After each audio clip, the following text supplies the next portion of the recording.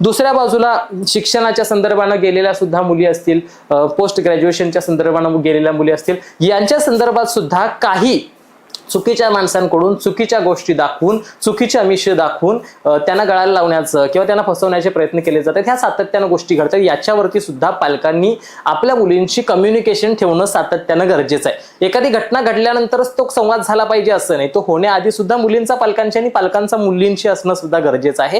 हे सगळ्यात महत्वाचं आहे. आता दुसरी म्हणजे ही दत्ता गाडेंसारखी जी प्रवृत्ती आहे, जे सातत्यानं कोणालाही आपल्या स्किल म्हणू शकतो, त्यांच्या त्या फसवण्याच्या स्किलचा पणाला लावून अशा पद्धतीने जर चुकीचं कृत्य करत असतील, तर मग या सगळ्या प्रवृत्ती, आज त्या मुलीने कंप्लेंट केली म्हणून ती गोष्ट समोर आली, न कंप्लेंट करता ती जर राहिली असती तर अशा न कंप्लेंट करणाऱ्या कितीतरी गोष्टी असतील.